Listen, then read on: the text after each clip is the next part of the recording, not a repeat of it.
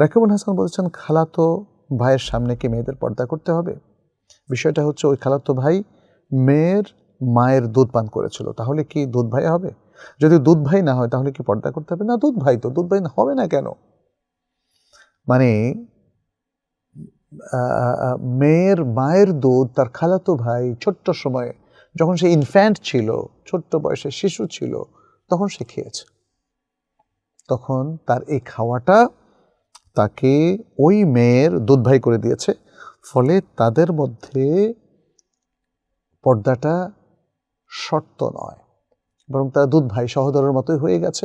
সহোদরের ভাইয়ের সামনে ঠিক যেভাবে তার বোন আসতে পারে, তাহলে দুধ ভাইয়ের সামনেও দুধ বোন সেভাবে আসতে কোনো অসুবিধা নেই। এটাকে বলা যাবে না যে এটা পর্দা করতে হবে, তবে খেয়াল রাখতে হবে এ সমস্ত ক্ষেত্রে শালীন সুন্দর বেশভূষা পোশাক যেন পরা হয়।